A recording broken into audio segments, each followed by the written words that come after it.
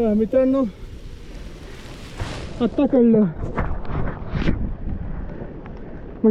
कळलं हा गड चढताना दम का लागतो एवढा. आम्ही आत्तापर्यंतचा प्रत्येक गड हा नाश्ता न करता चढलेला आणि हा गड चढताना आम्ही पोटभर नाश्ता केला आणि चढायला सुरुवात केली म्हणून दम लागतोय. आत्ता रिझन कळलं. त्यात सॅकमध्ये पाण्याच्या बॉटल्स, सेल्फी स्टिक. आई ग, चला होऊन जाईल. यस आलोय आता.